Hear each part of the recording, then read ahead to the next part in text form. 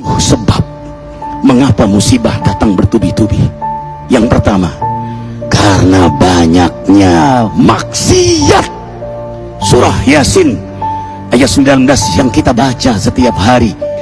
Kemalangan terjadi, musibah terjadi, malapetaka terjadi karena dosa keterlaluan kalian kepada Allah. Yang kedua, karena banyaknya orang berbuat zalim. Dengarkan surah Qasas ayat 59. Kami tidak akan menghancurkan satu daerah kecuali para penduduknya banyak berbuat zalim. Anak durhaka pada orang tua, istri yang berani kepada suaminya, perampok, pembunuhan di mana-mana. Ini mengundang bala bencana. Yang ketiga, mengundang bala bencana karena kelakuan tangan-tangan manusia. Rum 41. Telah tampak kerusakan di daratan dan lautan karena tangan-tangan jahil manusia, agar mereka merasakan akibat perbuatan mereka. Sebagian mereka merasakan akibat perbuatan mereka, agar mereka kembali kepada Allah. Yang keempat, bencana terjadi karena para tokoh melakukan kemaksiatan dan kezaliman. Dengarkan dengan iman, wahai penduduk Indonesia yang mulia, bila kami ingin menghancurkan suatu negeri, kami perintahkan para tokohnya untuk taat kepada Allah, tapi mereka maksiat, tapi mereka berbuat zalim, tapi mereka khianat kepadaku dan kepada makhlukku. Bahaqqa alaihil qaul, maka haklah untuk mereka datang bala bencana seperti kaum Ad, kaum Samud, kaum Lut, kaum Nuh. Kami hancurkan sehancur-hancurnya. Siapa tokoh itu?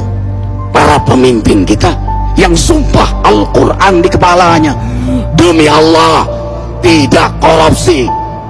Lalu korupsi. Siapa lagi? Hartawan, orang-orang kaya yang dengan harta berpoya-poya, sombong, maksiat dengan kekayaannya di tengah orang yang banyak menderita. Siapa lagi? Ulama yang menjual ayat-ayat Allah dengan murah. Subhanallah. Yang kelima, mengapa bala bencana terjadi? Karena orang-orang soleh, orang-orang baik diam melihat kemaksiatan dan kemungkaran.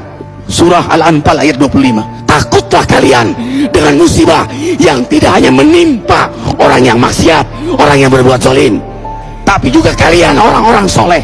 Maka masa bodoh dengan kemaksiatan bukanlah sikap seorang mukmin. Amar ma'ruf nahi munkar adalah amal cerdas. Yang keenam, justru karena rahmat Allah, karena peringatan yang Allah hadirkan agar hadir mahkamah kesadaran kita. Ikhwah, dengarkan dengan iman surah Al-Baqarah ayat 155, 156, 157. Kami pasti uji kalian dengan sesuatu yang buat kalian takut lapar, takut miskin, takut kematian. Tapi kabarkan berita gembira bagi hamba Allah yang sabar dari semua ujiannya, yang mereka berkata, sesungguhnya kami milik Allah dan sesungguhnya kami akan kembali kepada Allah. Yang terakhir, yang ketujuh, ada yang nanya, bagaimana yang maksiat yang selamat? Tenang-tenang saja. Yang berbuat zalim malah sukses. Di mana keadilannya? Allah Maha Adil. Dengarkan surah Hud ayat 15-16.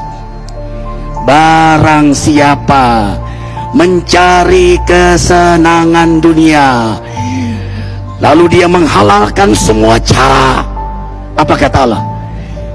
Kami beri, tapi di akhirat tidak mendapatkan secuil pun kenikmatan, malah nikmat di dunianya menjadi bahan bakar azab untuk dirinya. Itulah istidrat. Lalu apa sikap kita sekarang? Orang beriman menjadikan peristiwa apapun sebagai jalan untuk mendekatkan dirinya kepada Allah.